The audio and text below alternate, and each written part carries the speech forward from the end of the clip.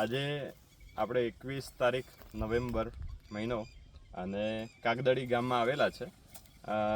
સંજયભાઈ છે આપણી જોડે, જેમની વાડી ઉપર આપણે આવેલા છે. સંજયભાઈ, આ વેરાયટી કઈ? આપણે ગજબ છે. હા, અને કઈ જગ્યાએથી આપણે વેરાયટી લાવ્યા? આ વેરાયટી આપણે પાટીએ રજા ટ્રેડર્સ અને જાવેદભાઈ વકાલિયા એમની પાસેથી લીધી હતી.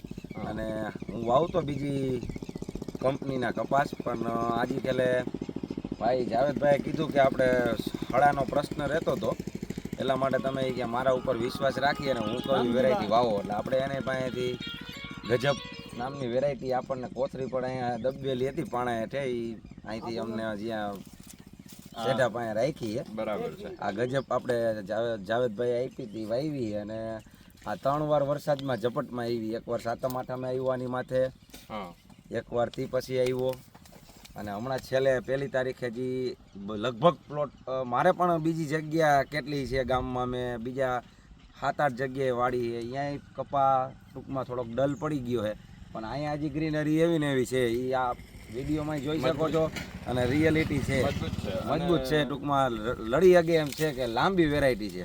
હા, અને હવે હું તમને પૂછીશ કે આનું ઝીંડવું તો દેખાવમાં આપણને મીડિયમ દેખાય છે, બરાબર, પણ જે આનો જે ડાબકો જે ખુલે છે એનો વજન અને વીણાટમાં કેવી છે?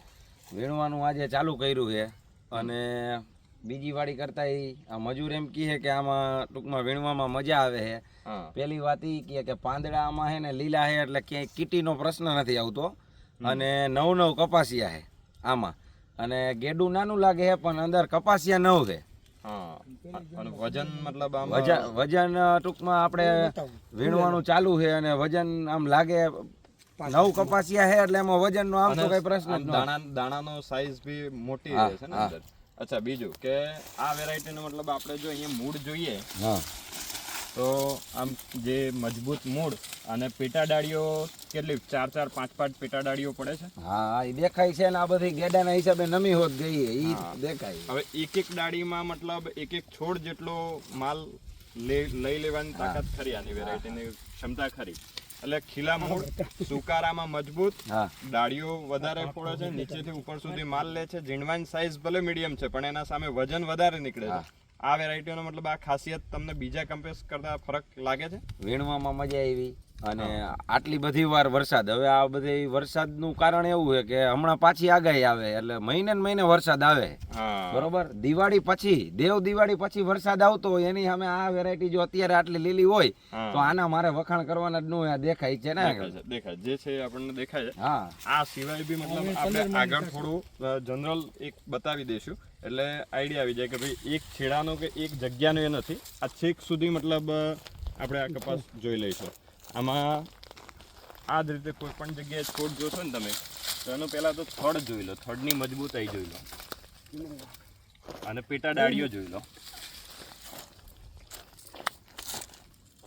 આમ ગમે અહીંયા તમે ફેરવો ને કપાસ દેખાય નગરો. હા, 1 2 3 4 5 6 7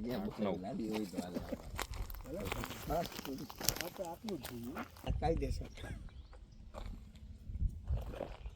અને આમ ઓલા બેન આવે ને એનો ભારી હોતો વજન જોવો, એ ઉપાડીને આવે ને એ વિડીયો લઈ લ્યો, આવી જાય હજી ચાલુ કરાવી. હા, એ કોથરી કેટલે પોઈગા આલી કરાવો. આને કો વ્યા હોય ને